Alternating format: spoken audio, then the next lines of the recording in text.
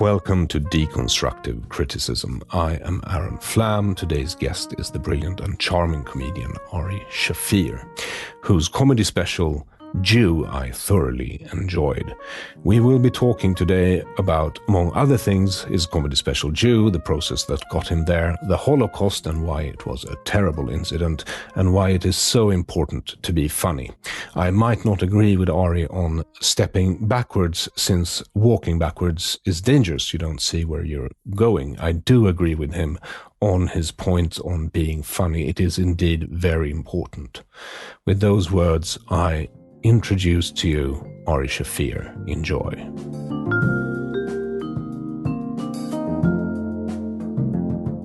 Welcome to Deconstructive Criticism, Ari Shaffir. Nice. You got a very regal notebook. Yes, well... This seems like upscale. It is upscale. It's a German one.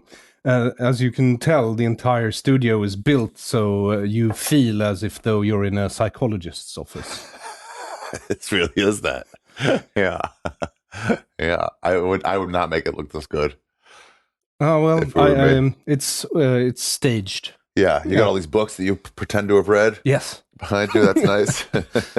I usually interview a lot of scientists. Oh, really? And people who aren't so used to being interviewed, so that's why we use these, so they don't have to focus on a microphone.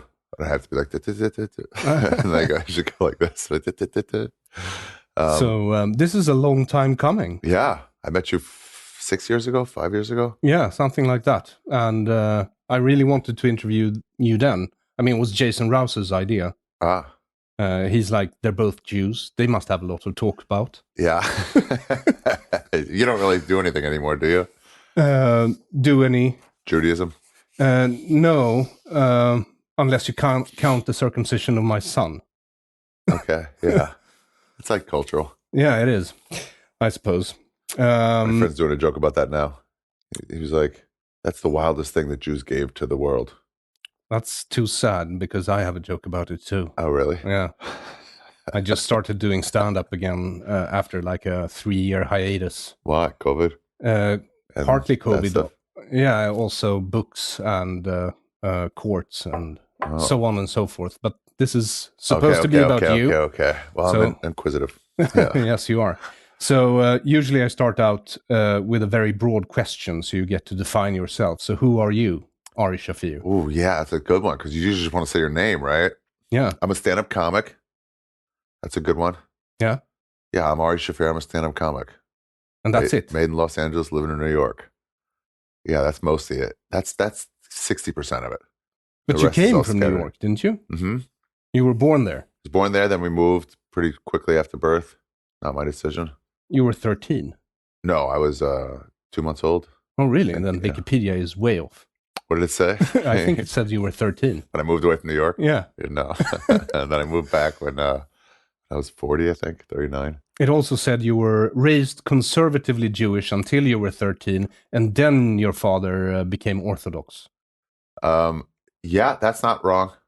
He had a bit of a stint with like, I don't want to do so much anymore. And then right back to heavy. Heavy? Yeah. Heavy Judaism. Yeah, he still wouldn't like eat non-kosher in the home, kept kosher home always. And I think he would be like, wouldn't eat meat out, but would have like, a salad out. But that was like, don't tell your mom. And you ate on non-kosher plates. And he was a Holocaust survivor. Uh-huh. So how did that affect you?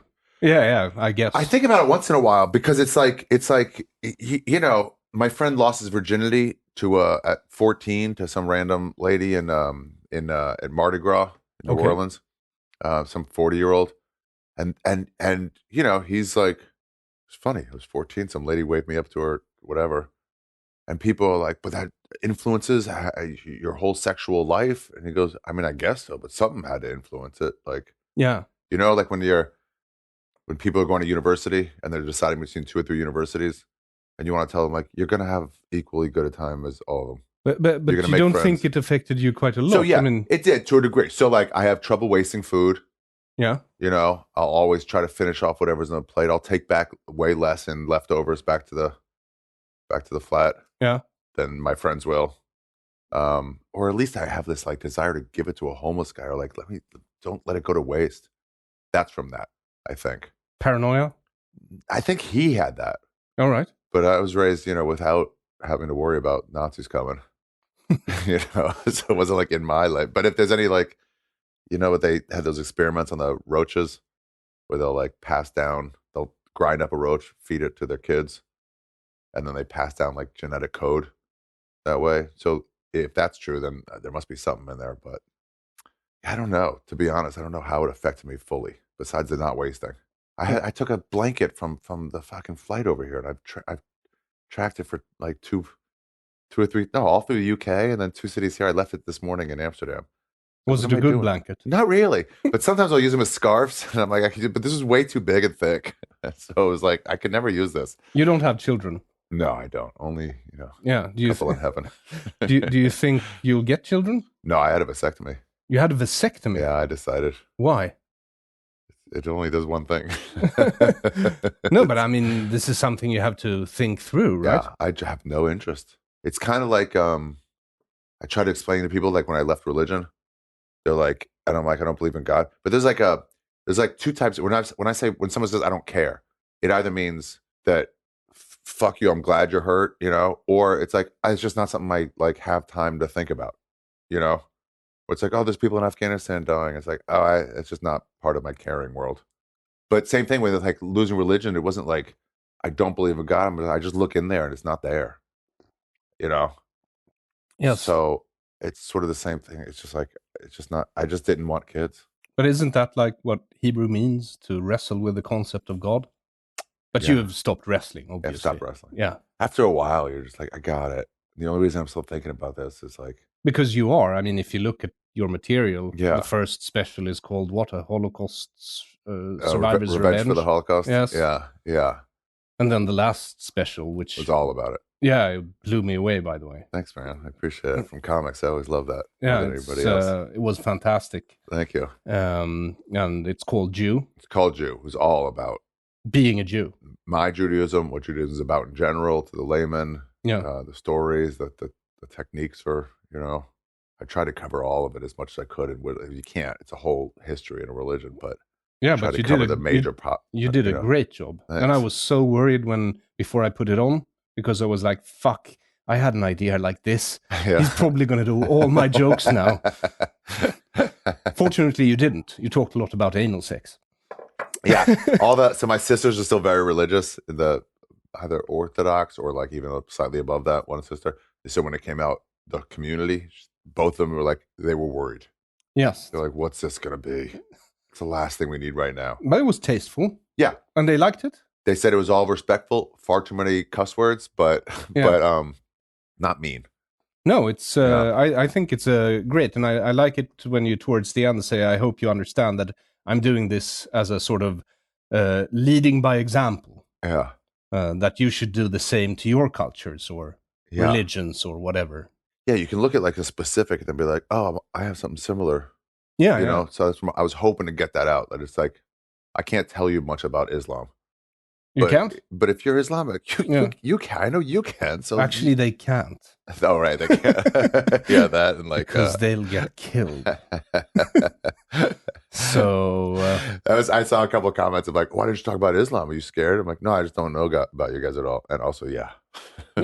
I love Dave Chappelle, but I have noticed that he's never once joked about Islam, and he's a Muslim. Oh, wow. Interesting. And he has jokes about Jews. Yeah. Yeah, Jews from outer space. Yeah. That come back and take someone else's land. Yeah, you're right. He has no jokes about Islam. Why not? He must know about it. I don't know. The American version of Islam that seems to be a bit different than the one practiced in the Middle East, for instance. Yeah. Well, there's church and there's religion, right? So it's like the guy's in charge. That's the organization. Yeah, I don't know.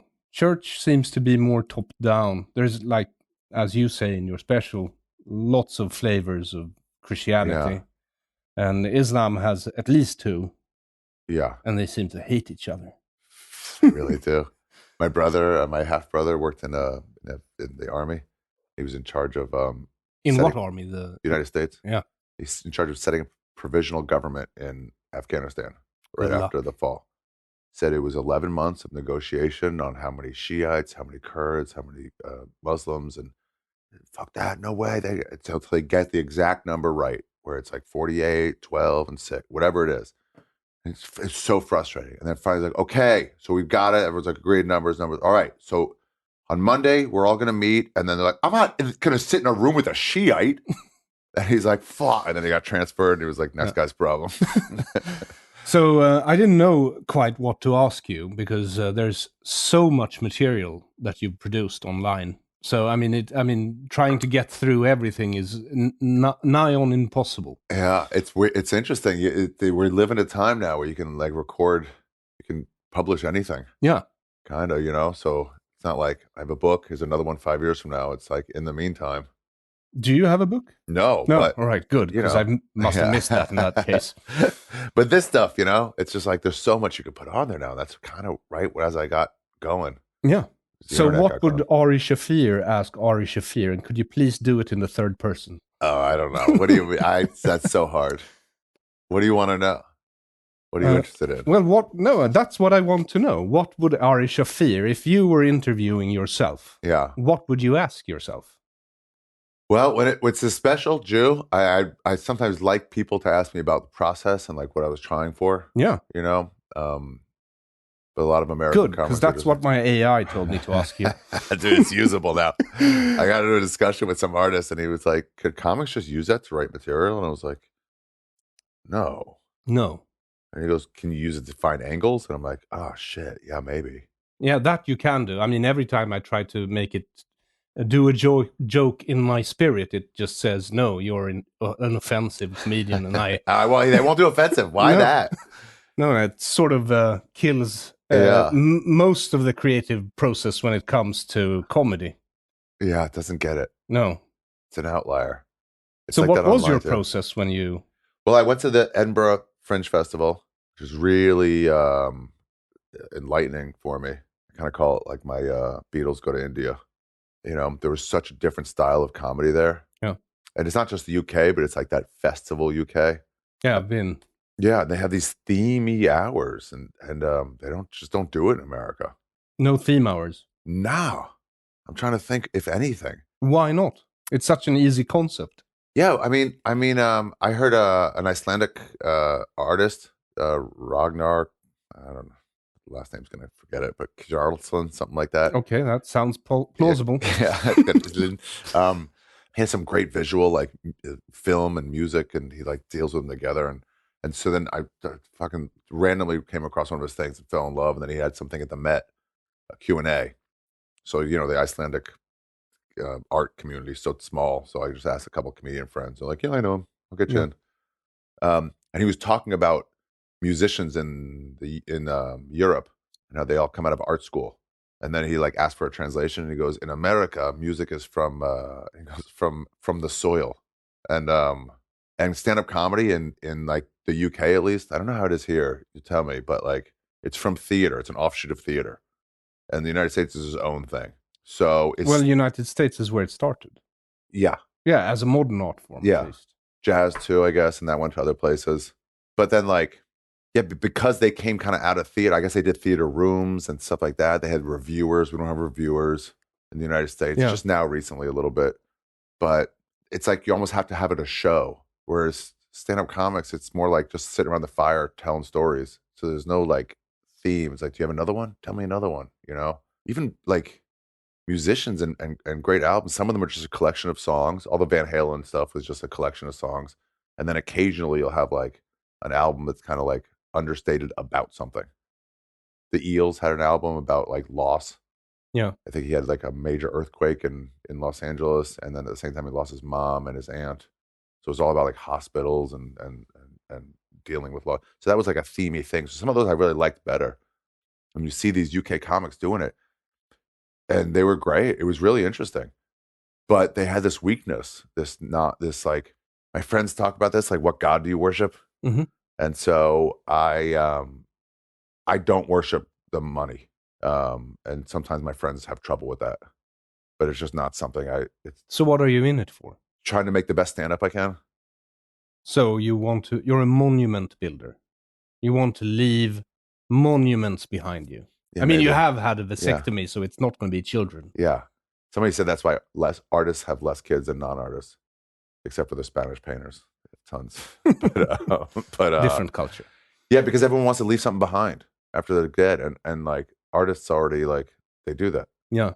So we were talking about themes, and Jew is a themed special. But their big weakness was that it got serious. And in America, it's like, be funny. And so that was the God I worship on stand-up, is like, funny. Just be funny. No, but here in Sweden, we have that as well. There has to be, or used to be at least for older stand-up comedians here, that you had to be funny for like, let's say 3/3. Yeah. And then you have to like tone down the light and talk about your tinnitus as a child or something. Yeah. And it has to be like... Woe is me. Yeah. Yes. And then you have to switch them on and just have one final joke and then it's over. Yeah. Right. It's such a form. It's such a format. It's just like, I watched so many of them do it. I'm like, what are you doing? Why? And like, I wanted to know, have you thought about why you're being serious for 18 minutes? Why not 9 minutes? Why not 12? Why not 40? Or maybe make tragedies. Yeah, right. Make it a full tragedy. Why is this funny at all? Why isn't just a little funny sprinkled into sadness? And I don't think they were really thinking about it. So what's your theory? Be funny throughout. My theory is every one of these bits had to be able to follow like a hardcore comic at the Comedy Cellar or at the Comedy Store. If Bobby Lee can go on and do like dumb whatever, I have to be able to tell one of these things and be able to follow that. Because if you get too serious and heady, they'll be like, what is this? Yeah, but I think here it's because they want to see the comedian as a human, right? That he is capable of empathy, and suffering, and don't just joke about everything. You know, I heard somebody talking about John Mulaney's new special. I haven't seen it yet, and they said Which one is that? The one on Netflix? Yeah, it's brand new. Yes, the one about his stint as a coke fiend. Yeah. Yes, I've seen it. Okay. Well, you tell me what you think. It's tough to, can't really critique. I can only critique because I haven't seen it. He said he didn't like that he didn't seem remorseful about his leaving his wife and his drug addiction and stuff like that. My friend who said it's very straight edge and Christian. And I was like, yeah, but if he's not remorseful, then he can't do remorseful material. Like, yeah, then that is his truth. Like, it was a great time. I don't know, it got too much, so I had to clean up. But he had a problem with his image then. Sure, yeah, exactly. But I'm like, you're asking him to be something he's not. Same thing with Louis C.K. when he came back, he was doing jokes about whatever. And people are like, well, I wanted him to talk about the allegations. And in my head is like, well, that happened 14 years ago. Why would he talk about something from 14 years ago? It wasn't quite that long, but the last allegation, 12, I think. Really? From before it came out? Yeah. It was like, I mean, it came out 12 years later. Yeah. Yeah. So it's like, you want me to talk about something from 12 years ago before I had kids? Like, what? No, I don't. I talk about now. So like, and also his kinks might have changed. Absolutely. Yeah. Yeah. So like, you guys just found out that I picked my nose and ate it in high school, but like, I wasn't dealing with that on stage just because the world found out and was mad at me. It was like, I already dealt with this. So it was that thing of like, I wanted to be this, but it's like, if he's not remorseful, he's not remorseful. Then he shouldn't be on stage. That's the problem with that themey hour stuff. They forced it a lot. But you went for the theme anyway because you felt you needed to deal with it, or and I saw a few people do it the right way. Steve Bugeja had this as a newcomer, didn't get nominated for anything, but had this great story theme hour. So it was like two kinds, like informational and story. He had a great story, and just the whole way, it was like, wow, really good. And then Finn Taylor had a couple of them that were really, really good. Just one called Whitey McWhiterson, which is all about white people. All right. Yeah. And then another one called When Heresy Met Sally. And it was all about, the Me Too movement, but both sides of it really. And just like. When Heresy Met Sally. Yeah. Play off on. Yeah. So how was the Me Too movement in the United States? I got by. It was great for a while, then it became a little bloodlust. All right. Here it started with bloodlust. Oh, really? And naming names. Yeah. Yeah. You can, search words on Google to see, and during Me Too, and this was 2017, I think. Yeah. And you can see a world map with where the Me Too hashtag is trending the most. Yeah. And it's graded in shades of blue. and Sweden was Smurf blue. Really? It was like the bluest country in the world. Well, I mean, how could you not? Everybody's so hot here. It's almost unfair. If you're in North Korea, it's like there's no problems. No. They have problems. Yeah. It's just other problems. Yeah. So what was the process for? So the process was I can't let it be serious in any moment. I have to do all these bits at clubs in short sets, without this thing like, hey, you're coming to see me. I would also do a lot of Q&As. So I would do like 25 minutes, and then I do like small like pop-up shows, and I would where they didn't know it was me. And then I go, okay, so you realize now, the crowd, like I'm not gonna be upset about anything. Yeah. I've done some callous stuff about Judaism. So what questions do you have about, because when you're too deep in, you don't know. What was the worst question you got? They weren't bad questions. They weren't like that. They just like stuff they didn't understand. Like, what are those pillows they carry around? And I was like, what? Or it'd be normal ones like, why do the women wear wigs? I'm like, oh shit, I didn't even think about that. It's so normal to me. Yeah. And then I would tell them and like, why? And you try to make a joke about it. Why do they always carry pillows? You know what I'm talking about? Yes, sure. It's where you carry your talis. Yeah. And I didn't know. I was like, what pillows? That's not a real thing. And they're like, yeah, it is. I'm like, what? And then it hit me like, oh, that looks like a pillow to you. Yes. Wow. And I was like, it's not a pillow. Oh my God. What would you assume, if you weren't a Jew, what would you assume it does look like a pillow. Yes. I can see it now from the outside, for sure. But I'm like, I don't know what you're talking about. Or one of them's like, sometimes like, why are they all afraid of cats? And I'm like, that's just one Jew you've met. That's not a real thing. Because a lot of people have just met one and they assume. But did your family have a dog? No. No. We didn't have anything. I think we got one when I was little and I got stung by a bee and made my dad send it back. You might maybe think about it, because I read this was years ago. Yeah. Some sort of psychological essay about Holocaust survivors. And apparently almost none of them got dogs afterwards, because, if you have to flee again, the dog is like a family member, but it can't shut up if you're hiding from the Nazis, so you have to kill it. And Frank did not have a dog. Yeah. Wow. Oh, interesting. Maybe. Or don't want to share food. The mongrel. All right. You have a real problem with food. Yeah. My grandmother was like that. She was in Auschwitz. Really? Yeah. She was, she always, we used to go to her after school and she'd serve us food, and she wasn't kosher because she respected food too much to be kosher after the Holocaust. It was just like, it's food, eat. And she always had this, this sort of competition with all the grandchildren. Now, the one who finishes the food first, becomes Melech Kaiser, which means king and emperor, I suppose. Okay, So it's together. It's a tautology. And you never really won anything. You just got more food. Oh. So, yeah. That's cool.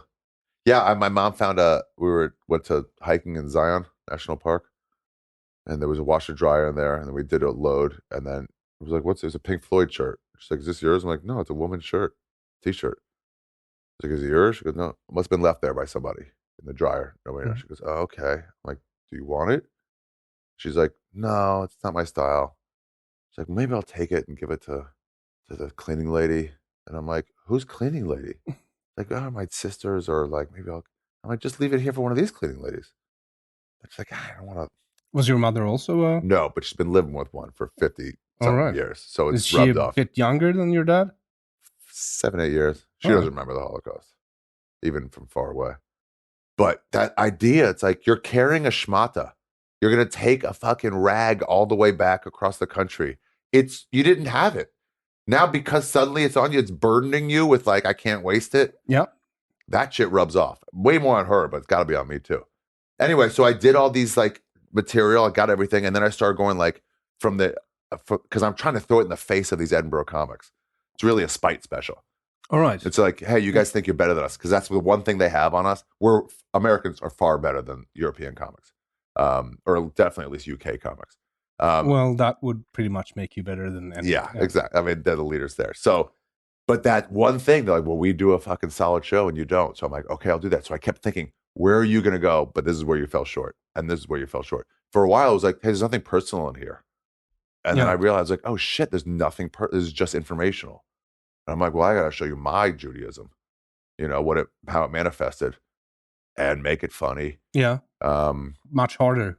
Yeah, and then little things like talk to my friend, like, what have I not covered? And then one of them was like Joe Rogan, right at the very end, was like, hey, what are the two different types of Jews? And I'm like, fuck, I didn't have anything like that because I grew up just Ashkenazi, and we just like we didn't have Sephardi friends. You speak Hebrew, right? Used to. So you know the expression, Sephardim gam anashim? And with souls? What are anashim? No, Sephardic people are also human. Oh, so okay, yeah. It rhymes in Hebrew. Yeah. Dude, it almost parallels the Irish, where the Irish white Christian Protestants are violently against the Irish white Christian Catholics. And so when Israel started and it was just Jews, like, we got to have someone to hate. Yeah. So it's like the browner ones. As if the Palestinians weren't enough. They got them far enough away for a while. Yeah, and then I just did it that way, and I tried to chop everything down and make it as tight as I could. Yeah, I was happy with it. Yeah, you should be. Thank you. How many views now? 5 million, almost 6 million, almost the fucking. So let's talk about Noah for a bit. Okay. Yeah, because you talk about Noah in the special quite a lot. Yeah. And I don't remember from my 5 books of Moses. Yeah. This is the annotated version, commented by Robert Alter. I'm sure it's your favorite too. Probably, yeah. I don't remember him talking a lot about anal sex in the story of Noah. No, this is all the commentary. So there's a few different commentary, Rashi, and then a few others, biblical commentary of like why things happened. And so there's 3 main possibilities that people say. There's man laid with animals. Women were having sex with angels. Women were having sex with angels. The angels would come down, and I had a bit about that. The angels would come down and have sex. I forget what they're called. Have you seen drawings of the angels that our religion culture actually believes in? They don't look like angels do in like Christian culture. They're more like burning wheels with like multiple eyes that just really turn. Yeah, it's weird. Interesting. It's actually I can't take credit for it. My wife looked it up because she was interested. I wonder where that would come from. I mean, we have a problem where we can't understand deities, right? Because we're not like, so we make God an old man with a beard. Yeah. But like, it doesn't have legs, probably. Anyway, so those are the 3 possibilities. And I did a little bit about how if the angels were coming and having sex with the women, like, why kill humans? Why not kill the angels? Like, what it was, and also how great pussy is that they're willing to leave the greatest place in the world, heaven, and come get some puss. And then I just went with this the 3 explanations is that we were having sex with animals, laying with animals. Okay, so animals, angels, and butt sex. Yeah. All right, so that's from Rashi. Rashi has one of them. I don't remember which one anymore. He says, but all these biblical commentators, you kind of have to. You don't take them as like truth, but they're way smarter than we are in terms of analysis. Yeah, but I mean, if you read the Book of Lot, where it's more explicit, I think. Yeah. Because Sodom is Sodom. Yeah. Yeah. Then you can really get off as a Jew on a technicality. Because it says, a man shall not lie with a man as he lies with a woman. But the guests in Lot's house aren't men, they're angels. And it's technically impossible for a man to lie with a man as you lie with a woman, because a man doesn't have a vagina. Right. As you probably know. Yeah, I do. I look every day. It's just which brings us to the trans question. I could tuck it in. That's as far as I can go. Yeah. No, I said in there, if I remember right, Sodom and Gomorrah was 1,000 years before Noah. Yeah.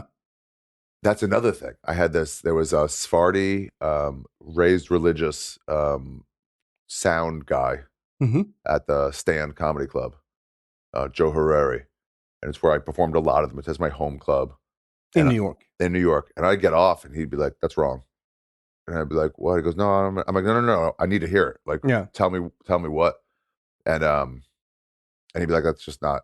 You're talking about 2 different stories. I'm like, fuck. And then I have to go look it up. That's another thing I've never done on my stand-up is look stuff up.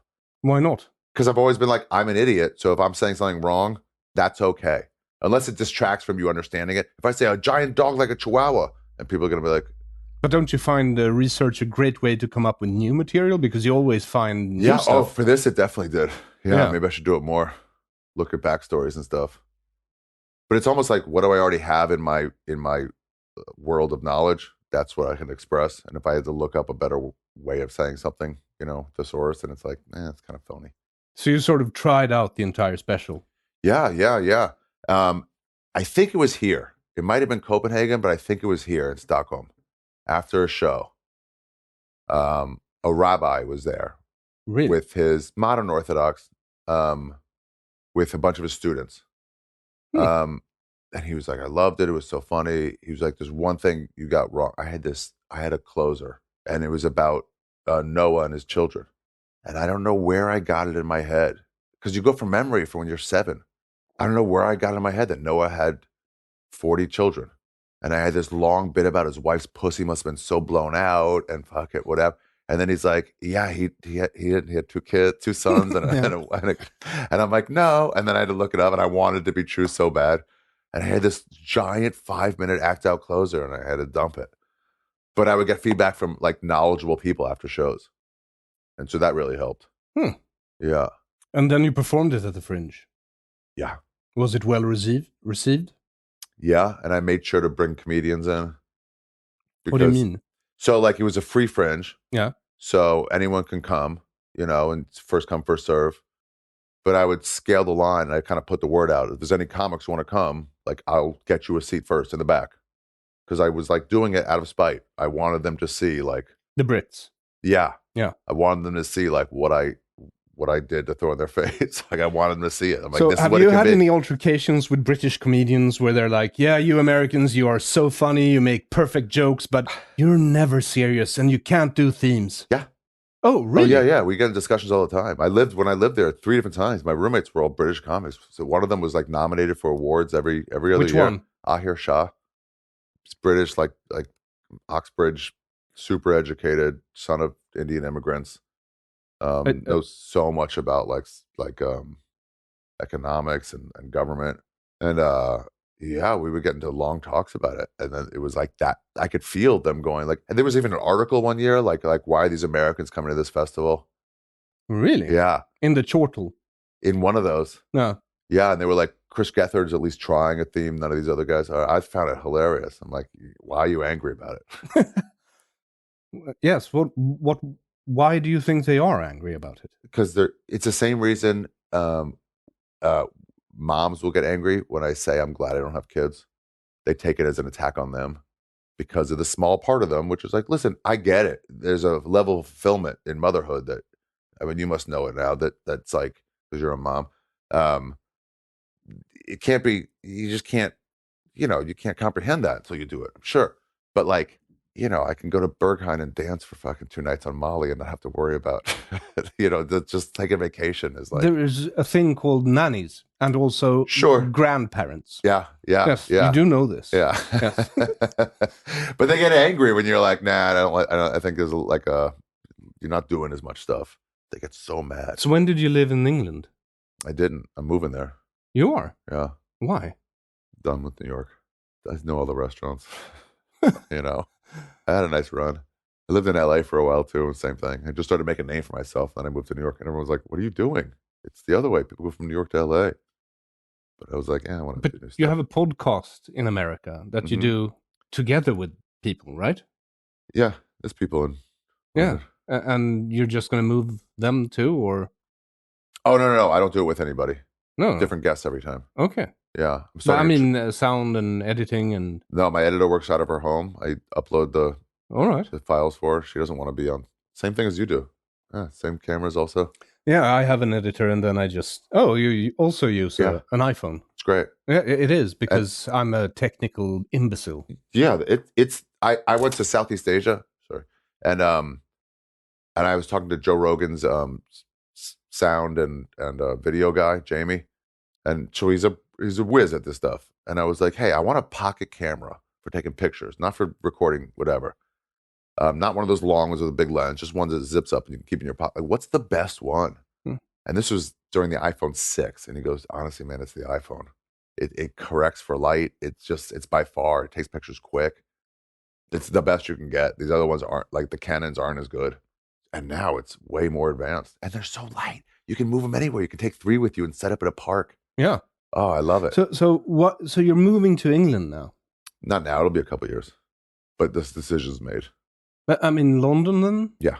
You know, I like doing spots every night. Yeah, but you can do that in New York. Oh, I do. Yeah. So I'm saying there's only a few cities. So I moved from Los Angeles to New York and then London. And then you're done. And then, who knows? You can't do Paris. You don't speak French. Yeah, I don't speak French. That'll be a problem. Yeah, where else? I go to Ireland, but no. It's pretty much Greater Ireland. And Berlin has like one English-speaking club per month. There's a couple in Paris. Really? Yeah. I walk by, but who knows how good it is. Well, you've done stand-up comedy here before. Uh-huh. We have a big thing about not laughing at comedians. It's the clapping. What are you guys doing? I had to scold the audience. Yes, I was so taken aback. It doesn't work to scold them. I've tried for years now. Really? It was like 20 minutes in, and I was like, what are you guys doing? Every joke, just clap. Yeah. And then clap. And then I was like, what's with the applause? It's not the kind of comic I am anyway. I was like, just laugh. And then the next joke, it'd be like a half clap, and then they stop. I'm like, guys, you're overthinking it. If it moves you to laughter, then laugh. But it's different. It's ingrained here. God, that's how you show respect. Yeah, well, so you just smile and go like that. Yeah. You see my lips; they're like turned downwards. That's a normal. It's from growing up in this culture. Yeah. So, but I'm glad you have low expectations for tonight. At least. Yeah, we'll see. We'll see. How are you? How was the last time you did comedy in English? Oh, I've been doing a few spots. We have an English like hour here every Thursday and an open mic. So I've been doing like 2 spots before this gig. Okay. In English. Good. Yes. And as I told you, I have 10 minutes. Okay. And I don't know how funny they are. But they're there to see you anyway. Yeah. I only have to get them clapping. You're also a degenerate. You're smart, but you're still a degenerate. So how can you tell? I've just met you before. Do I give off that BDSM vibe? Yeah, maybe. You stepped into the cellar. That's right. There was dungeon, this reverse Anne Frank where you could sleep people walking by in the windows. Yeah. I'm actually kind of pissed about a window. This used to be like a real bomb shelter, and then somewhere in, like, I guess the 70s or something, they put in a window, which makes it a lot less dungeony. Yeah, you really need that dungeon vibe. You gotta leave some like wet clothes down here in the darkness and get that mold smell, get the mildew smell. I as a hobby, I make perfumes. Really? Yes, so that's why if you think this smells a bit pungent in here, but still nice, it's from that refrigerator over there. Full of perfumes? Yeah, where I have perfume absolutes. How do you make perfume? Well, it's basically like cooking. I mean, you get an idea for different scents you want to combine, and then you just start experimenting. It's cool. Oh, it's a hobby, at least. Yeah. Did you get any big life changes or realizations during COVID? You guys didn't really lock down. No, we were because we couldn't lock down. I think because we don't have the resources to lock down our population, and also. We don't really respect life as a culture. Yeah. I mean, abortion here is definitely not an issue. Not an issue. Not an issue. No. Also, when everybody looks the same, it's tough to respect any human. Because all look like the same elf. You don't. No. I'm, yeah, right. Genetically impaired. Yeah, that's right. You came from another place. So, no, my grandparents came here after the war, and I guess they should have come before. Well, what terrible planning. Yes. And I think, all the rest of my extended family, they moved on to like Israel or Australia or America. But I guess my grandparents were like, nah, we're tired of moving. So my parents moved to Israel. Yeah. Afterwards, my grandfather wanted to go get his farm back in like Romania. In Romania. Yeah. He finished. They managed to find the direct family all survived, which is wild. And the greater family was pretty decimated. But then refugees. I don't know how they even find each other. You write, here's my name. There was no computer systems. Nope. So it's like he comes from a concentration camp there. They came from a work camp there. And it's like, you ever find out you were in the same city traveling as a friend was at the same time? You're like, oh, I could. It's like, yeah, where are you going to see them in Berlin? It's a big city. Yeah. You could be a street over and miss each other. Yeah. So I don't know how you find anybody, but they did. And then he was like, let's go get, and the way he had his farm taken from him was the local Christian, let's say Catholic priest showed up with a policeman. And the Catholic priest was like, that's him, the Jew. I think he got a third of it. The policeman got a third of it. And then maybe someone else got a third or half and half. So he's going to go back and be like, well, it's my farm. Yeah. War's over, it's my farm. And then someone advised him, was like, what did those people think was going to happen to you when they told on you? Yeah. So they weren't, they knew. He hadn't thought that far. Right. So what do you think they're going to do now? You think they're just going to they've been living there for 5 years. It's their home. So what do you think they're going to do when you show up? If these are the same people, they didn't sell it, the same people. So like, they might kill you right at the doorstep. Yeah. It's like, it's done, man. It's over. So and then it became communist and they probably lost it anyway. Yeah. My dad won't go back. I'm trying to get him to come. I'm going to Romania for the first time. Really? Yeah. It's a very beautiful country. Yeah, I wish I had more time. The food is terrible. The food is terrible? Yeah. Okay, yeah. He won't go. Granted, he's got some trauma, but he's like, I won't remember anything. It's been 2 wars. But I'm like, you're not going to remember anything anyway. You're fucking 9. What's going to be there? But anyway, I'm excited about it. So this European tour you're on now. Yeah. How many countries are you doing? So what I try to do is, this is the other thing that nobody ever asked me about, that I love talking about, is I like traveling a lot, more than most of my friends. And I try to get 3 new countries a year. 2 new countries every year, which is a silly thing, but also it helps motivate me to move. And I don't count if I'm there for a day. It's got to I've got to experience something a little bit. But there's some negatives of like, but you liked Indonesia, go back. I'm like, no, I still have to go to somewhere new. But also it really does get me moving. So on this trip, I was like, let me get some new countries. And they were like, let's keep you for 3 weeks in the UK, and then Copenhagen, Stockholm, Oslo, Bergen. It's all like the standard ones. And I'm like, I've been there. Those are great. I'll go back, but like, give me some new spots. So Slovenia. Oh, really? Yeah. 2 days there. Cool. Ljubljana. Have they had stand-up? It's new. I met a guy. I was skiing with my brother in Italy, and we met a guy from there. And I was like, and he works in like dance. He runs like a dance place. So he works in the arts. Because like, what do you do? I'm like, I'm a performer. I don't know if you like telling people when you're gone. No, not really. Yeah. And people don't ask me questions. I have one of those faces. Standoff face. Yeah. The Aron Flam, get away from me. So I was like, yeah, I'm at a venue. It's too big. I'm not going to draw many people. Mm-hmm. I think they have like 1,000-seater. I'm like, if I do 200, I'll be stoked. And I showed him. He goes, oh no, that's the experimental arts place. He goes, that's right.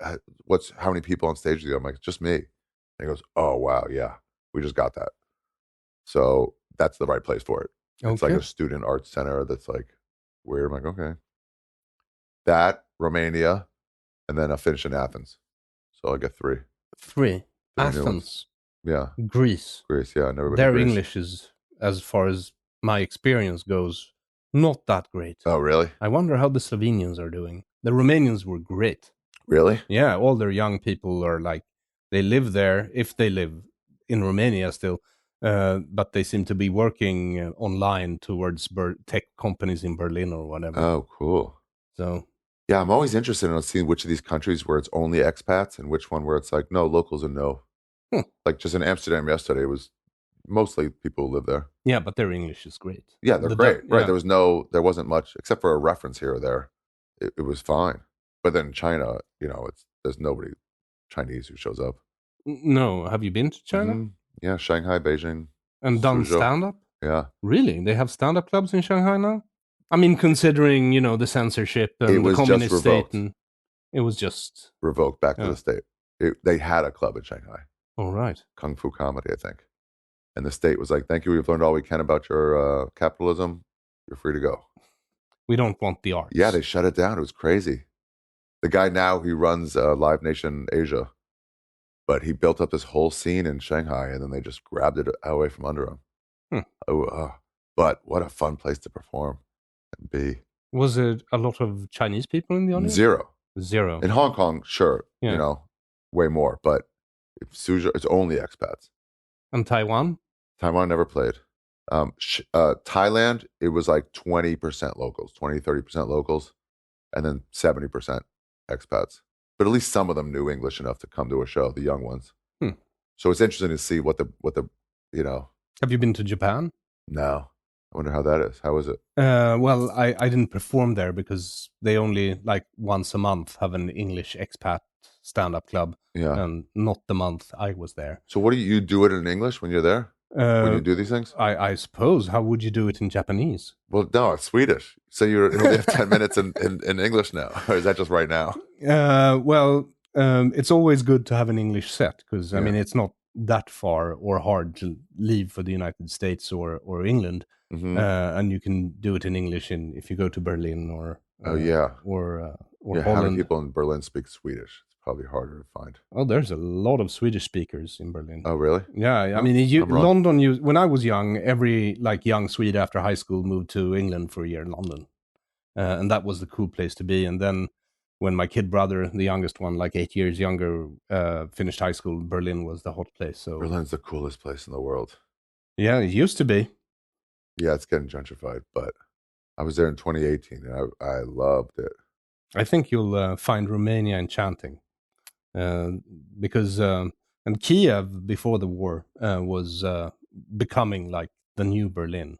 Now, of course, obviously not. Yeah, but I heard Ljubljana is like a bit like that. What? I never know how to say this name. Ljubljana. Ljubljana, yeah. All right. I better learn it before I get there. Yeah, I heard that's like it's got to be like the word can't get out. So maybe Romania will be that. I'm kind of excited.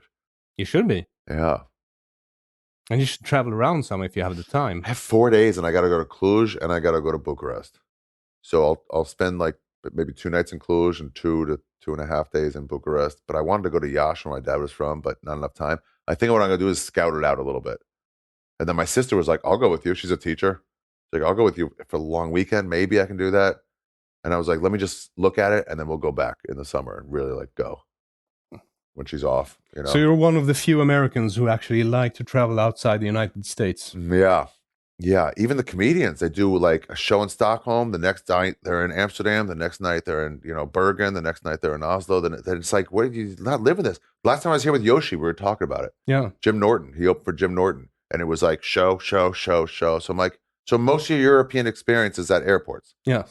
It's like, nah. But Yoshi, he stays around. Yoshi's a traveler. Yes. He's one of the ones that are travelers. But he's, originally some sort of Korean, Japanese person. Yeah.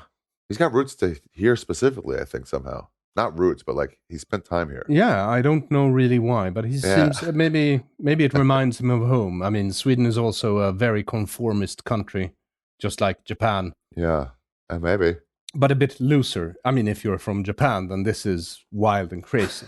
I love seeing people from different cultures, like looking at the one thing that's different. It's like, what? And they're like, what is it? Like, you have warmers for your towels? And you're like, whoa. Yeah, I guess so.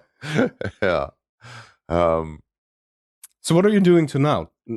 Because now are you working on a new themed show? No, I want to make the theme more understated.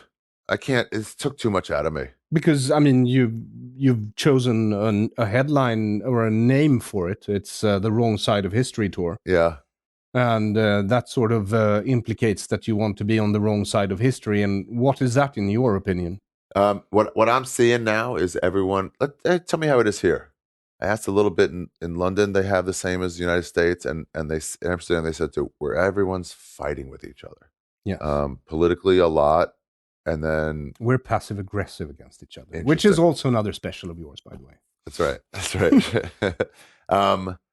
Yeah, and it could be about social situations. The trans thing is really dividing everybody now. Wokeness, in other words. So woke is on one side of history. Yeah. And would you be on the other side of history? So or will this be a socially conscious? There's a step back. You don't have to get involved. And so people would be like, if you are silent on this, you're against us. I'm like, well, then both sides are saying I'm against you.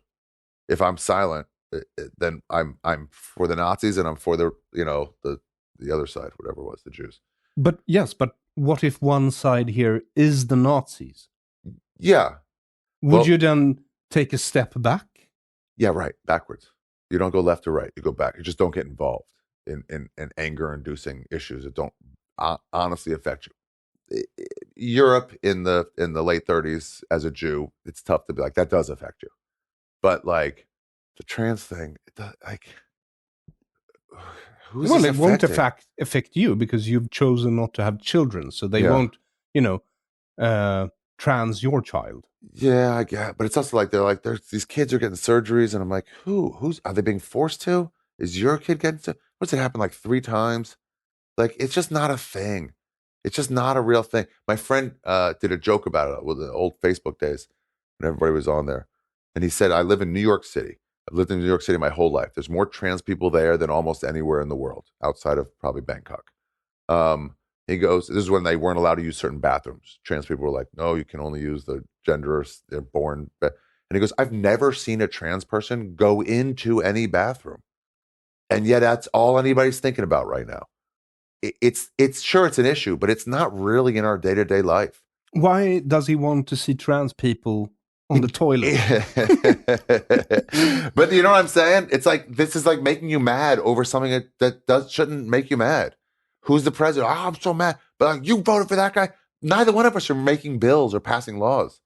So it's just like, I'm a little more, I like that he's pro-Israel, and I'm against him breaking up the national parks. You don't like what he does economically, but you like that. It's just like, who cares? The weather affects us the same. If your next door neighbors against you politically, the snow is going to affect you equally. You know, but the local sports team is going to affect you equally. But I'm glad you brought up politics in the United States, because, I mean, we live here in the, I don't know, the 53rd state of the United States. Yeah. You know, under what used to be Pax Americana, the American world peace or hegemony or whatever you call it. Yeah. So what's it like over there now? I mean, because from the outside, it looks like the empire is crumbling. Yeah.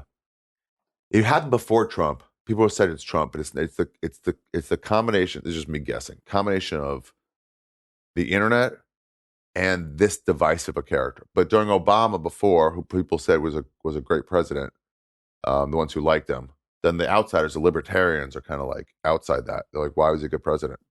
People are like, what do you mean? Of course he was. And they're like, state it.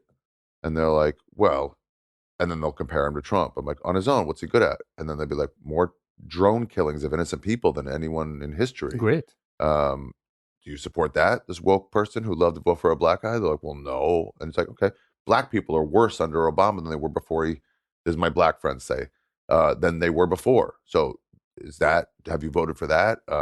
The taking away of civil rights all the time. It's like, none of them are that good. They're all pretty shitty. I was in Ecuador in 2020, end of 2020, beginning of 2021. In America, we were done with stand-up for a while, so I left, but they had an election. There's 26 parties, so they don't yell at each other because it's too fragmented. It's too fragmented. If it's not my party, but Ecuador is also, they get a new leader every 9 months. Yeah, yeah. They say no confidence and get rid of them. They have so many leaders, but and everything's crooked. The elections are crooked. They're rigged. So everybody kind of knows that. So they're not angry at their neighbor over how they vote politically, because their general stance from what I saw is all of them are crooked. I think my guy's a little less crooked than your guy, or he's going to be crooked for my thing. It's like when a football ref like is slanted towards the home team never really complains about that. Yeah, you know. I've had a few interviews with people from authoritarian regimes. Yeah. And they all say the same thing to me when I talk to them. I remember specifically interviewing a satirist from Egypt, and he was like, well, at least we know we're slaves. Yeah, I like it. In Australia, they seem to know that what I always gather was they kind of know their system is crooked too, but they don't think they can do anything about it, so let's just drink. Okay. And do the worst cocaine in the world. I've never been to Australia. Yeah, so, yeah, there was this thing of like, I just don't vote. I don't get involved. But there was this thing of, in China, when I went, they were going to pass a law saying every computer sold in China was going to have a chip in it so they could read everything you're writing. And the people they didn't revolt, but there was anger about it because they were like, almost like the people as a whole to the government was like, it's not about overthrowing you. It's about saying dirty shit to my wife that I don't want you reading. This is very uncomfortable. You know, these things I'm doing are not wrong, but it's privacy. At some level of it matters a bit. But I mean, so wrong side of history, take a step back. Yeah. But what happens if they come for you? Your freedom of speech, for instance. I mean, because you want to be able to say whatever you want, right? Yeah. Yeah. You want to be able to say fuck. Yeah, sure. And shit. If and they come for me. An ass. Yeah. So what do you mean, what if they come for me? Well, let's say, I mean, cancel culture. Have you heard of this phenomenon? Yeah, it's happened to me. Yeah, it has. Oh, yeah. This special was supposed to come out 2 years earlier. The Jew one? Yeah. And then you got canceled? Yeah. For what? Words. What words? I like. I mean, it wasn't and if or. Yeah, right. No, it wasn't those. It's I'm a pot stirrer. I'm a habitual line stepper, as they say. And I'd like to, to be heady about it. You want to hold up a mirror to society and be like, look how ugly you are here. Yeah. Lots of comedians do that. My friend Kurt had a post once, not even a stand-up. He said, you can say America is an obese country. Everyone's like, yes. And if you go, this American is obese, they go, fuck, don't say that. It's like, well, you didn't think any of them were? And it's just like, that's kind of hypocrisy. And we like to point that out. And whenever I saw a celebrity die and people go publicly online talking about how it affected them and how they're so upset. They remember the first time they heard David Bowie, it was so sad. I'm like, you guys suck. None of you do this for a friend who died. It's only famous people that you try to glom onto their story. And why do you respect the death of a celebrity more than a death of a normal, good person? When in fact, almost every celebrity I've met has left me wanting. They're bad people for the most part, actors especially. Just the worst, most solipsistic people in the world. But and I make fun of it. I would just I'll take this opportunity where everyone's like, wow, he was so great. He was so awesome, to go like, fuck him. In different words. To be like, let's make fun of this guy while everyone's praising him. And so the fun thing is it's out of place. That's what some comedy comes, when you don't expect something. A man in a dress in the 60s was like, well, that's not what he's supposed to wear. So when everyone's saying how great, and if you go like, I think he was terrible, it's silly. So it's funny. I'd say things like Stephen Hawking died. And I said I'd just make a post to get everybody. I said, the wheelchair carries over. So enjoy trying to get through the clouds with that. No matter what, I'm trying to think who Aretha Franklin died, and I was like, she showed a generation of Black people that big can be beautiful, dooming them to a diabetes epidemic. And you have to be like, hey, come on. So most people will just laugh, and then a small percentage will be like, hey, that's not cool. Yeah. Mostly people who don't know me, who someone forwards it to them. I had one of those, didn't get cancelled for it. It was when Whitney Houston drowned in a bathtub. Yeah. And I said it was so sad because it exasperates prejudice that Black people can't swim. That's great. That's great. Thank you. That's great. And they got mad at it? Yeah, some people did. But they're like, that's not sensitive. But race is not the big issue here. Right. We have a big Muslim minority. So there's that is a sensitive thing, and misogyny is always fun here, or sensitive, depending on your viewpoint. So you got canceled. Yeah, we had a basketball player who died suddenly, and from a team that I've devoutedly hated forever. Okay, so which basketball player? Kobe Bryant was his name. I've heard of him. Yeah, he was a rapist. He was a rapist. Yeah, yes. Yeah. The charges were dropped when he paid off the woman. And he died in a helicopter accident. And I was like, I hate the Lakers. I'm so glad, it's so funny how all the bloggers who come out against rape jokes and comedians never said a word about him because they love basketball more than they hate rape. I just made sure no one was on my side. It was great. So the comedians and people follow me. That's funny. Ari hates the Lakers, of course. This is just up his alley. But then it went away from that and it got bigger and bigger. How big?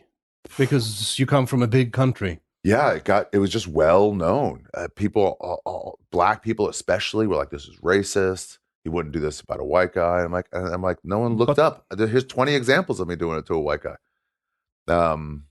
You lose context. You lose humor. So it was a race thing that They canceled called you. my dad. They started calling my dad saying he should have died in the Holocaust. They found his number. It's like, I don't know what you guys are hoping this accomplishes, but it's like I said, they just want destruction. Anyway, so my producer, my special was like, hey, I can't. What if something happens? They're threatening violence. Oh, they would call comedy clubs that we're going to come shoot the place up. They would just torture like random employees of places. It was crazy. I knew I've been through these enough times. I knew none of these are ever real. Yeah. So I had no fear about it. But these other people for the first time were seeing it. And everyone's like, oh my God. So my manager was like, I can't represent you anymore. This production company left. So I didn't have an insurer for the venue, the production company. So I was like, fuck, I'll just delay it till October. But then COVID happened. Yeah. So then it was like 2 years. Now that was a lot better for the special. It was. Yeah. So you recommend getting canceled? Absolutely. Louis says it too. He goes, you're free once you get canceled. Once you get it once, you're free. And he goes, every comic should get it. So how free are you now? Would you Completely. never get a character in a film or? Oh, yeah, but I already didn't want to do that. And so, right, so you stop worrying about this thing you might get. I do a joke about it online, or not on stage, where I'm like, I talk about if I were the president of the United States, I would just be the worst one on purpose. Yeah. And I would say day one, I'd be like, hey, there's not going to be a second term, so you're not going to hold that over my head. And then let's start fucking hookers on camera, you know? and it's like if there's something you want from them, like they still own it. But if you're like, this is all I want, I just want to do stand up, make goofy videos. And that you can still do. Yeah, you can still do it. No one can cancel you from that. Well, you ever read The Fountainhead? I'm going to look around and find it randomly. No, I haven't. The Ayn Rand book? Yeah. Yeah, no, I haven't. Actually. Set Me Free. Really? Yeah. So you're an objectivist? I don't know. I haven't read any more of her and theory or philosophy. But that one was right up your alley. Explain that word. I don't know what that word is. Well, it's... I guess I've gotten it from, libertarians who like Ayn Rand, and that's what they call themselves, objectivists. Objectivists. What does that mean? About objects or about an objective? I'm guessing that they're objective. Objective. Yeah, okay, maybe. Yeah, people were like, when I say that, like, she took welfare in her later life. And I'm like, what does this have to do with the book I read?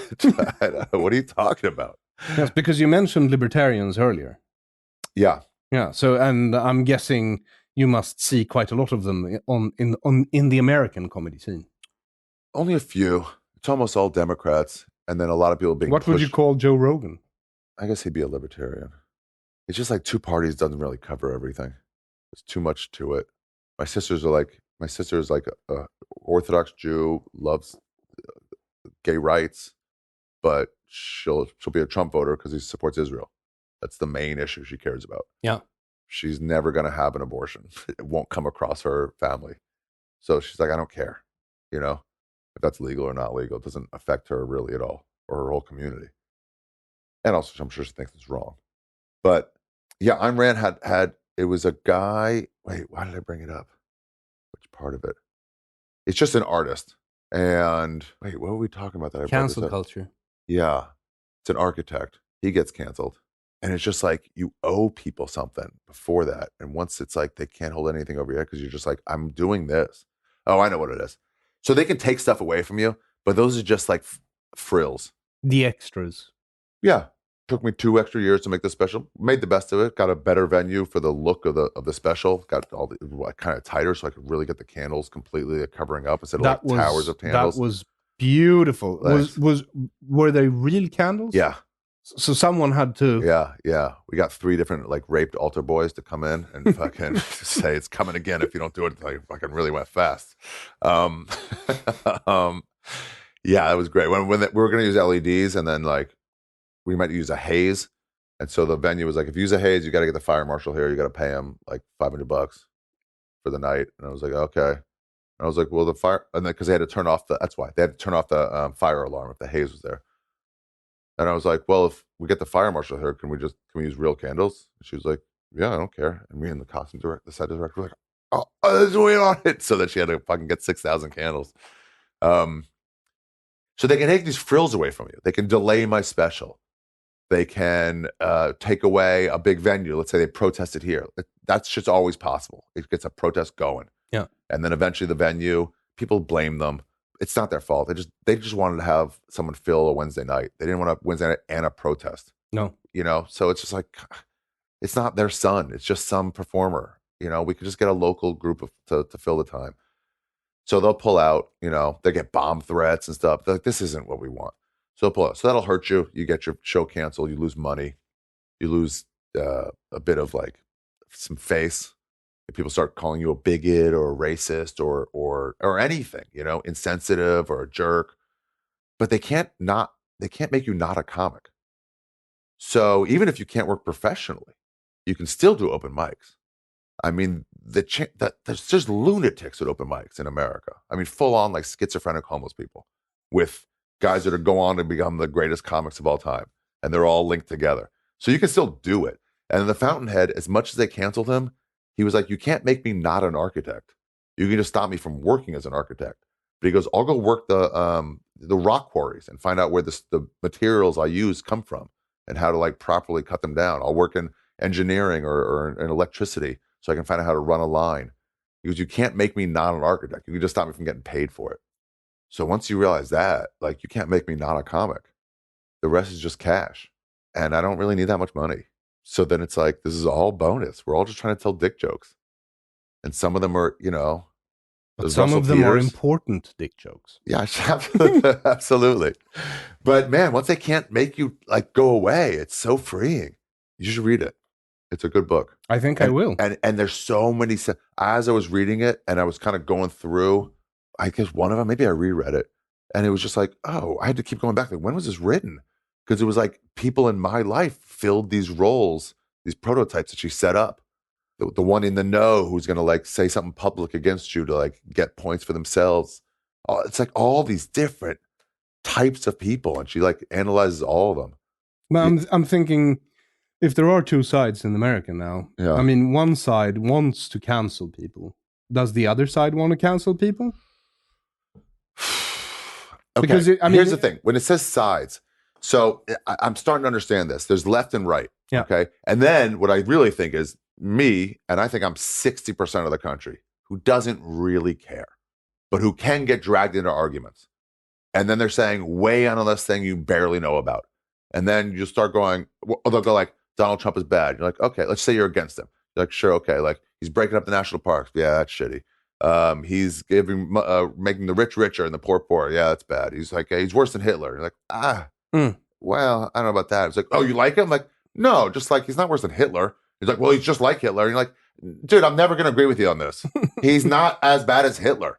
And then they go, fuck you. How do you do that? And then it's like, now we're arguing. And I don't vote. I don't know anything about it. You just stuck me on one point that I can't let go. And I might be wrong. Maybe he has been killing lots of Jews. I don't know. 6 million. So he's up to 4. He's up to 3.2. He was on pace to break the record.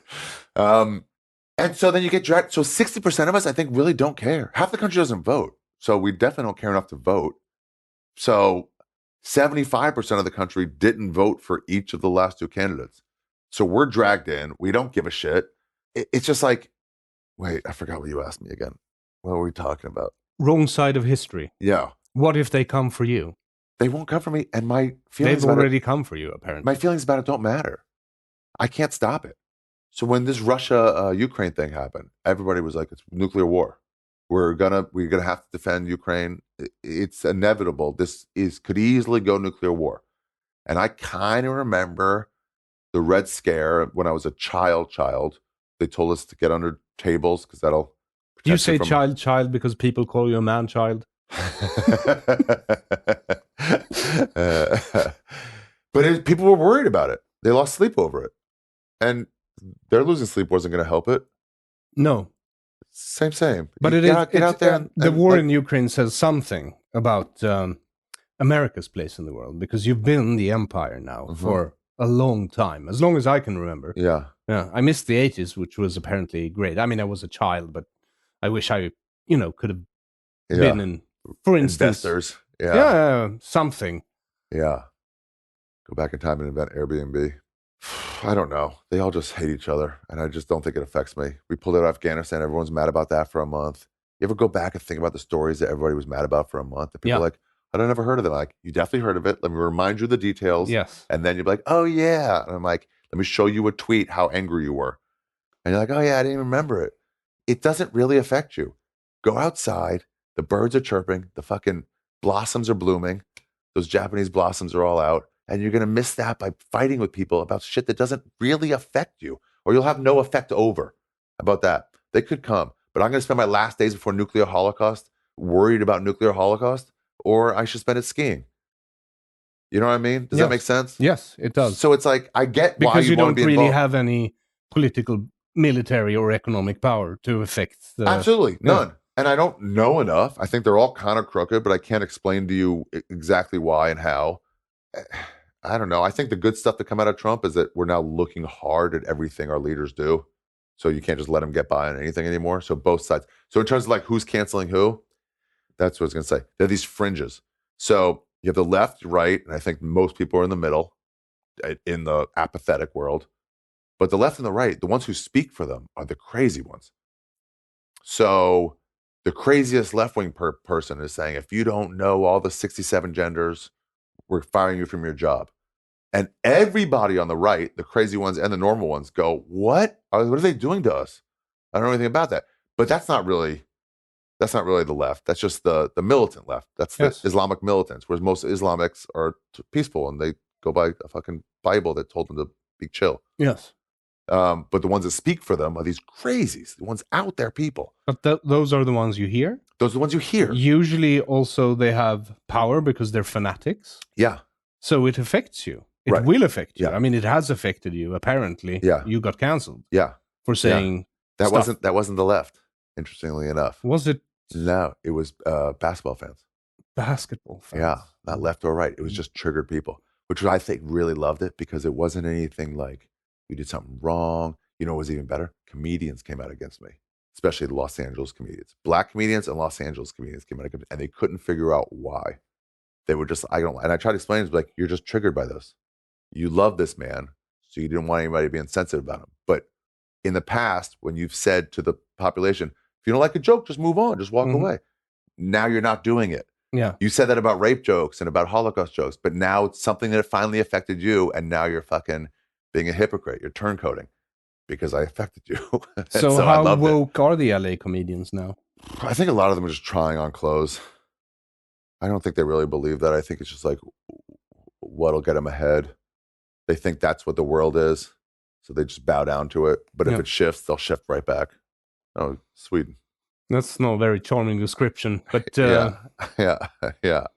You know, they're just like, this is what's in right now, so I'll do it. And they don't really have any standards. LA's worse than New York by a long way. But there's that worry now. There's always that worry, which I love. It makes comedy dangerous again. It's not just somebody walking out angry. It's somebody walking out angry and continuing the fight while you're still on entertaining people. And then you leave, you get out of the venue, or you go home from wherever you are, and it just got bigger and bigger and bigger, like a Holocaust, not a Holocaust, a nuclear balloon, you know, nuclear mushroom, which just keeps growing. So that's a possibility at any moment. We do insensitive stuff. That's the world we live in. Or yes, comedians do. Yeah. It's our job. Almost anything we say is insensitive to a, maybe not to a massive group, but like to something. If you say lollipops suck, you know, it's like, it's a touch insensitive to a certain kind of candy. It's always some sort of critique. I mean, even if Seinfeld goes on to say, why do we call it the glove compartment? We never keep gloves in there. Yeah. It's a critique of something. Yeah, there's one guy's like, my dad invented that. He called that. You should fuck you. Yeah. It's like, you know what I mean? It's just like, it's all right. It's always a critique of something. So this insensitivity, it's like, it's just a lack of understanding what we do. Or like, I want this. Like, you're not everybody. You know, we used to deal with this a long time ago before the woke stuff with just dirty or not dirty. So maybe you should call it no side of history. Maybe. Maybe. Because if we, you know, vanquish the woke and then some other guys come in. The right wingers are the same way. They don't want the trans people even existing. You know, the crazy right wingers that the left wing sees is like this, everybody who votes Republican hates all trans people, and it's just not true. It's these fringes. The vocal minority, but they'll also try whatever they can. They just don't have the power right now. They don't run the media. That is true. The media, so they have the power of the word. We do. Yeah, we do. We're the liberals. I mean, I'm liberal. You are too, I'm sure. I am classically liberal. I'm more libertarian, but yeah, I would say Socially liberal. That it's so funny because in America, liberal is sort of a cuss word from the right to the left. Yeah. Here, it's a cuss word from the left to the right. Interesting. Because different countries really have their own political scale. So if you take up an American political scale and you point out libertarian, they're on the utmost left. Wow. And here they would be on the utmost right. All the I guess the left, they look at libertarians as right wing. Oh, really? Yeah, because they can't figure out that it's the same thing. If you're silent, you're against us. Yeah. And they're like, my friend Dave Smith, he's the best at it. He was the first libertarian I met. And he got me understanding that I probably am too. But I would call myself a bleeding heart libertarian, where it's like, do whatever you want. Everyone get the fuck off me. Don't touch me. Don't make me do anything. I do cocaine in my home. It doesn't affect you. But I'm like, that is a homeless guy, and we should be helping him as a society. And they're like, that means taxes. I'm like, yeah, I feel bad. I think we should help. But he said, I'm like, but you're more Democrat than Republican. And he's like, no, Ari. I believe one side wants to take 37% of my money and do with it what they want that I don't agree with them on. And the other side wants to take 34% of my money and do with it what they want that I don't agree with them on. That's the reality. So I'm a libertarian. I guess you are. Yeah. But, I had one question though from Jason Rouse. It looks like Gemara. That's what it is. It looks like a very like religious book. I actually bought this for your sake because I needed. Yeah, you just started I needed to learn my material. Yeah. In English, so I've been writing it out in longhand. You had Barry Weiss on here. On the pod? No, not yet. I've been trying to get a hold of her, but it's kind of hard. It's hard.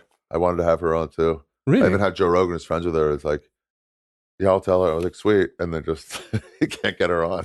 Because I went into the Twitter files for a while, so I wanted to get Matt Taibbi and Barry Weiss, but unfortunately, an unknown comedian from Sweden has little chance of reaching out. So let's see. What was Jason's question? Yeah, what did Ralph say? Somebody just reminded me of, they're like, the last time you had a comedian open for you. I was like, who was that? I was like, oh, Jason Rouse. And she was like, yeah. Like, the other guy was like, who is he? I'm like, he's the darkest one. Yeah, I love Jason. Yeah, he's the best. He lived here for a few years. That's how I got to know him and Joshi by extension. So his question was, why did you take a shit in Bobby Lee's car? I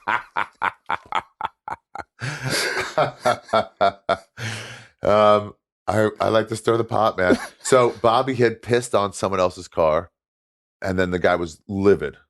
You know when you do something fun, like as a comedian, like kind of like overly mean, but it's a joke. We're friends with each other. A fun thing New York comics do is like you wait in line for a slice of pizza, and you're like, oh god, wait, and then as soon as it pushes out, you just kind of go like that, and knock the pizza on the cement. You're like, damn it, and then you immediately give them $5, so it's not financial. Yeah. It's just like, oh, I wanted it. And it only works if you're friends with them. You can't do it to a stranger. It'll be a fight. But if it's friends, you're like, I know how overboard that is and ridiculous, so it's funny. So, but if the person doesn't take it as funny, then it's really wrong. You know? Yeah. So Bobby pissed on this guy's, on his car, and the guy's like, don't do that. Please don't do that. I'm telling you. Was it a nice car or? No, it was just his car. And it's like, not in the car, it's just on the car. On the car. Bobby said, give me a hug. And the guy was a bit homophobic and said no. Bobby loved playing around with homophobia and homoerotic stuff. So he's like, let me have a hug. And then he'd hug on you and he'd be like, get away from me. He was chasing him down Sunset Boulevard, give him a hug. It was never going to happen. So Bobby's like, went over to this guy's car, James, and he was like, give me a hug or I'm going to piss in your car. And then he pulled his dick out to show he was serious. And James was like, I wasn't going to hug you before you had your dick out because of homophobia. There's less chances now. So Bobby just pissed on his car and the guy was fucking livid. And Bobby saw it. He saw he went too far or wasn't well received. You ever make a joke around your in-laws and then there's that moment of like, oh shit, if you don't laugh, it's bad. Yeah. And then if one does and they also like, oh, because you know if they don't, it's just like, I can't believe what Aron said in our home. You know, you just need that one laugh to start. Yeah. This guy didn't give it to him. So he was like, shit, I went too far. We were all poor comics and Bobby was not.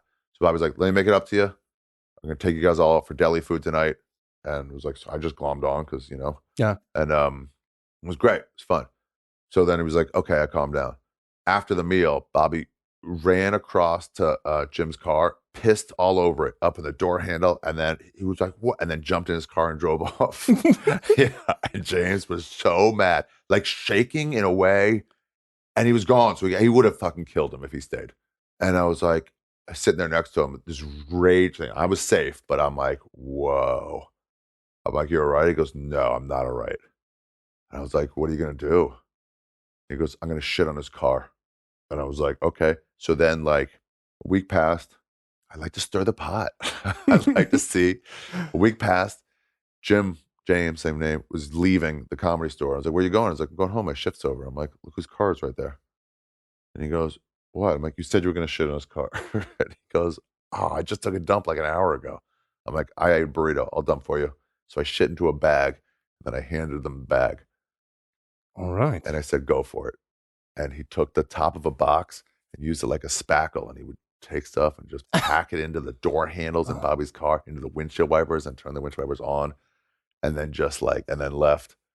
And And that's how why. did Bobby take it? Not well. No? So he came back, came home from wherever he was, back to get his car at like 2 a.m., 2:30 in the morning, with a friend of ours. They were together, Aaron Cater, Palestinian guy. Unfortunately for him, he was caught up in the crossfire. Because as is usually the case for sorry, the Palestinians. You guys have had it rough, and this was just rougher. We thought maybe Bobby would bring a girl home with him, so we're like, let's pack the door handles on the passenger side. But so Aaron got it and went, "Ew," and then Bobby was like, "Ew, what?" As he was like, "What the fuck?" And he was like, "Oh, everything's closed. There's nowhere to wash human feces off your hand." We had to wipe it off the cement. It's not the best way to do that. And he had to like walk down the street with his hand out trying to ask for like a hotel that would let him use a bathroom. They're like, "No, I see your feces all over your hand." Like, and it took him like an hour to find Before you start fisting your lover, make sure you have a sink nearby. Yeah, exactly. Don't ask to use ours. So he finally finds a hose, and they're like, "You can use that." And he hoses up his hand. He was so mad. Now it's 3:30 in the morning. He's dead tired. Aaron was like, "I'm taking a cab. I'm done with you. Why'd you catch me up in this?" And so he's just so mad. So he goes in. He finds a homeless guy to clean out the inside of his door handle. I think $20 is what he paid him. And cleans it out, opens the door for Bobby. He's like, "I'll go to a fucking..." He's so livid. And he called me right then. I was asleep, but he called me and he left a message. And the message was, "Ari, I know this was you. I know you had something to do with this." And right then, there's sometimes you do a prank where you're like, I won't be there to see it pay off. Yeah. But you just have to like rely on knowing that it will pay off. If somebody asks me someone's name that they already should have known, if I'm smart, I will try to tell them the wrong name, because then they've learned it and they'll go out of their way. Like, "What's his name?" It's like, "Bob." It's Bill. But so Bob's like, "Okay." And then he's like, "Hey, Bob," because it's the first time in 6 months they've used their names. Like, "Nice to see you again, Bob. I'll see you later." And you just use the wrong name, and it's very embarrassing. Yes. You're never there to see that pay off. Somebody just goes, "Why'd you tell me his name was Bob? His name is Bill." I'm like, fuck. He calls right then, and he's like, "I know this is you. Fuck you," pretty much cursing me out. And he starts his car, and he doesn't know the fucking shit is packed in the windshield wipers. Poo? He just knows who I am. Yeah, but I mean, because it's a very Jason Rousey thing to do as well. It is. Jason shits the tubs. Yes. The hotel tubs. He loves projectile shitting. Also, when he's staying as a guest in other people's houses, he takes shits in their tub. That's the thing. It's like, people understand, like, no one else can get it. Like, it's so wrong. He's a guest in my home. If it was a normal person doing that, I'd be like, "You're never staying here again." No, what did you expect? You invited this guy who has a grill and he dresses like a death metal guitarist, and he's like 50 by now, or 70? I don't know. I think he is beyond time. And anyway, the windshield wipers just started up when he turned and they're just spreading feces all over his car, and he just lost it on the message. I was able to hear it. It was great. He had to drive through a car wash with his head out the window, catching fucking smell of feces because he couldn't see. Oh, what a win. Anyway, that's why. So how's your relationship now? It's great now. We had our time. It wasn't, but right now it's fine. Right. Bobby's got trouble too now. Why? Making up a story. And then the it's not so much it's the angry, like the ones who want to punish. They take everything you say on stage as like 100% real, and they're like, "That's illegal." I'm like, well, I didn't do it. And well, you wrote a joke. Yeah. So what was the joke? It was about him going to Tijuana and fucking like an underage hooker. Okay. But he was like, I've been to Tijuana, I fuck hookers, and then I see underage hookers. So he just like, let me just combine them in a story. Yeah. And make myself look bad, which is Yeah, something yeah. comedians do. Exactly. I might Yes. make myself look like an asshole here. Yes. And then 10 years later, it's like, oh, we just discovered this. You've admitted. And it's like, no, that's not. Yeah. It's so hard because a lot of times what you're doing is making comics say, like, I exaggerate. Yes. And like, I don't want to tell you that. And also when you start out, especially, I think shock comedy is sort of a go-to because... Yeah, it's an easiest way to like Yeah. get them like whatever. Yeah, say you're a rapist or say you're you were a Nazi. Yeah, for this joke, I'm a rapist. Right, exactly. Yes. I've had jokes like that. Yeah. Yes. Yeah. I just hope nobody finds them. I'm about to go delete all my old podcasts. Really? Yeah. I don't think they're doing anything good. I think they're just time bombs waiting. Yeah, I think the amount of people who go listen to a podcast from 8 years ago are like each 2 a year, maybe 5 a year, versus the people who are going through with a comb of like, Yeah. You wouldn't have said that today. I'm like, no, it was 11 years ago. Of course I wouldn't say it today. It's different. But it is, you're erasing your own history. I mean, look, think about it. When future historians want to know more about Ari Shaffir. Yeah. You know. About his sense of humor. I saw the Dali Museum in St. Pete, Florida, and it goes chronologically. And you see him go from like just still lifes of like fruit on a table, very representational.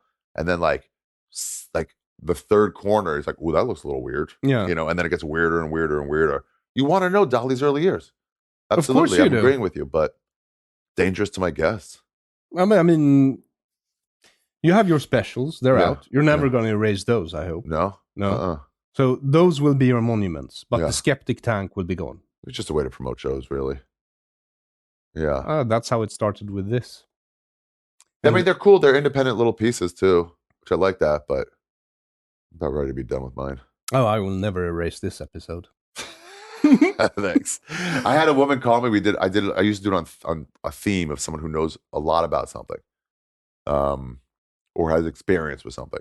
Done with people who've been molested as kids, 9/11 first responders, and then fun stuff. Like I worked at the rodeo for a summer. Oh, interesting. Someone who knows a lot about military history or anything. Locations. I could do one about Stockholm with you. You could, tell me everything about this place. And I did one about miscarriages with a woman who had one. And then she wrote me late last year, early this year. And it's like, hey, and it was very nice. She was very open and it was a great one. And she goes, hey, listen, somebody just said they heard it and they reached out to me and it just brought back a lot of bad memories. I have 2 kids now. And she's like, I'm sorry to ask, but like, would you mind taking that down? It just brings up terrible memories to me. That's not a woke thing. No. It was just like a social thing. That's a personal thing. And I was like, yeah, it's down right. I'll take it down right now. Like, yeah, I'm sorry that came back. I don't want that. And that's the most innocuous of them. The stuff we said back then when we thought 100 people were listening. Yes. It's wild. But it was experimental. It was experimental. And that's how it's supposed to be taken. That is. It's just we're in such a punishment world. I just feel bad to the guests. It's like early punk. It was like they barely knew how to play a guitar. It was like 2 chords, if not 3. Yeah, so would you get rid of all Sex Pistols records? Right, but no. No, you wouldn't. I would not, and I wouldn't look back because then you'd be on the wrong side of history. Yeah, absolutely. Yes. Yeah, exactly. Worse than Hitler. Worse than Hitler. That's a good one. Yeah, it's just like, I mean, I'm struggling with it, but I don't. Yeah, my stand-up, no. Podcasts. I understand the difference because the stand-up is sublimated. It's already it's a work of art. Yeah. Yes. This is when it's finished now. Yes. Yeah. I mean, I would go back in my phone and eventually erase like a recording of a set I had preparing for a special. Yeah. With just notes. But it is cool when you see an artist's notes, but those aren't the most important things. The Nachlas of Ari Shaffir. Yeah, it's just my stand-up. Yeah. And just lots of books like this with just one word to remember a joke, like Holocaust. I use these little nothing books. They're getting rid of them now. Where is it? Oops, I don't even have it. Yeah, these. Nope. No, is my notebook gone? What? That's a small one, isn't it? That's a passport. Huh. Where the fuck is my notebook? Oh no. Yeah, your parents. Oh, I had to take it out for my flight. I put it in my passports bag. are blue. Yeah, what are yours? Red? Red. Yeah. I'm trying to get my European passport. I usually use, you see those small ones? That's it. A7 moleskin. Moleskin. This is it. This is the ones I use. Yeah. They're the best. And they tear out if you're done with it. Yeah. So those are the ones I use normally. Oh. But if you're preparing to warm up for Ari Shaffir at Kina Teatern in Stockholm, then you'd better be prepared. How was I a bad guest? Tell me what I could have done different. You haven't been a bad guest. You've been an excellent guest. Oh, thanks. I have a poop story. Yeah. We've talked about comedy, right? Yeah. We even got a bit into Ayn Rand. Yeah. Which is, I think, the beginning of a political awakening for you. Yes. Artistic awakening. Artistic. Yeah. It was the pure artist as an architect, but like whatever. And then it was like, you can't ever achieve that. You know, it's like a perfect 10 as a woman. So you'll never, would you ever from now on prioritize politics in a joke before laughter? No. And I don't see why there would be a prioritization. That kills me about American comics. Why'd you guys get not funny to talk about Trump? Trump got elected and then they just stopped being funny. There's more humor than ever. And they're so worked up that they're just like, they forgot to do a joke about it. I had a friend. Well, it was kind of hard when Trump came in because you could basically go up on stage and read his tweets. You didn't have to add a punchline. You weren't even doing that. It was just like, yeah, sure, just do that. That's funny enough. No one did anything. It was so weird. They were just too upset by it. I started a thing online. I was like, if you see a comic doing a tweet that's not even trying to be funny, not funny, but when you see there's not even an attempt at funny, like, I hate Trump. This is the worst president we've ever had. Like that. I said, I'm not going to tell you who it is. It's any of them. It's all of them. Just respond to them like, oh my God, you're so funny. I hope this is in your Netflix special. And then they all went after a friend of mine, Greg Fitzsimmons, once. Same thing. He did one of those, statement stuff. Yeah. And then he's like, why is everyone saying, I hope this is in your Netflix? Like, why is everyone saying this? And they were like, ask Ari. So he did. He's like, what's this? Well, it wasn't with you in mind. It was well before you wrote that. And he goes, what are you saying? I should stay in my lane? And I was like, yeah. Yeah. I'm saying you're one of the best comedy writers in the world. If you can't make a funny joke about this, then we're all lost. I know you can. You're a way better writer than I am. So yeah, make this funny. Bob Dylan would write a song about it.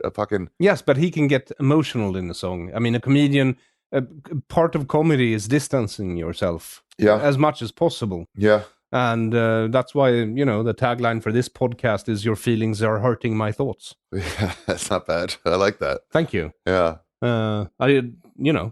Some point in the future, someone will find that, take offense, and, yeah, you go just after. Be like, all right, that's fine. I heard a radio show, Ron and Fez. And, it was such a good moment. It started at 10 a.m. It's 10:45, and they took a caller, regular listener. He goes, yeah, you haven't been funny all morning. You haven't been funny at all morning. And Ron just goes, so? I was like, oh, I got nothing. Like, so what? I don't like that. All right. It's hard to be funny. Yeah. Yeah. But the world as it is now should make it easier. So maybe a step back is a good idea. Yeah. Because if we're heading toward, World War III or a new Cold War even. Yeah. I mean, even if we break off into bands in a post-apocalyptic world, you can't make fun of like your tribe versus another tribe. And like, well, the other tribe has electricity. I wish we had that, Yes. Yeah. How would you dress? What, post-apocalyptic? Yes. Warm. I'd wear layers because, you can always like take off and tie around you. But if I had been an American, I would go for, I would spray paint American like football gear. So they leave you alone. Yeah. Do an American accent for me. I thought I was.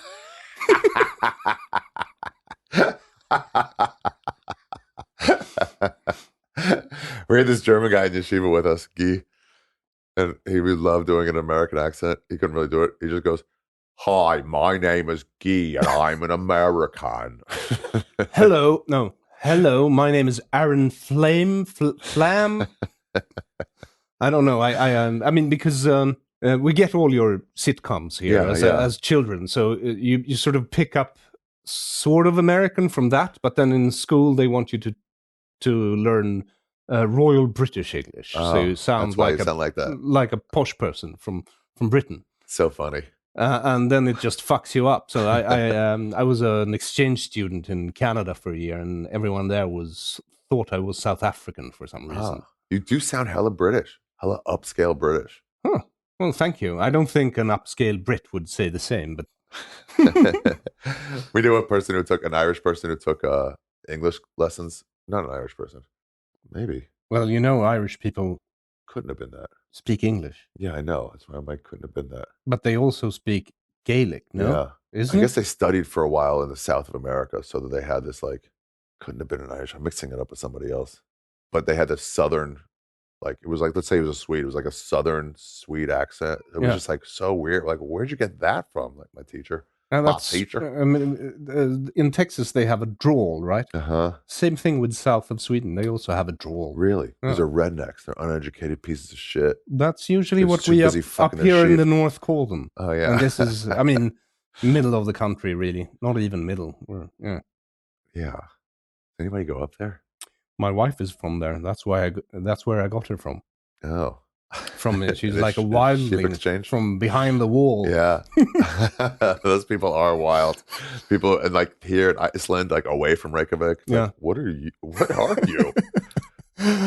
Yeah. Well, that's how you get Bjork. Yeah. 300,000 people fucking each other for generations, a few thousand years. It's great, Bjork nailed it again. So anyway, we should go get something to eat before the show. Yeah, sure. 6:15. We got to be there in an hour. Yeah. All right. Let's do it. So thank you for participating. Thank you, Sweden. I hope to take over now. Yes. Thanks, Aaron.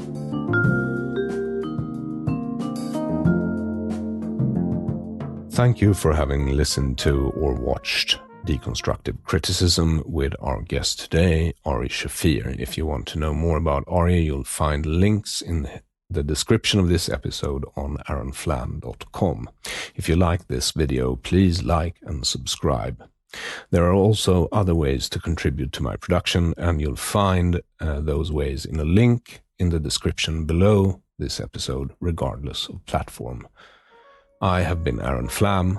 Until next time, have a good unit of time.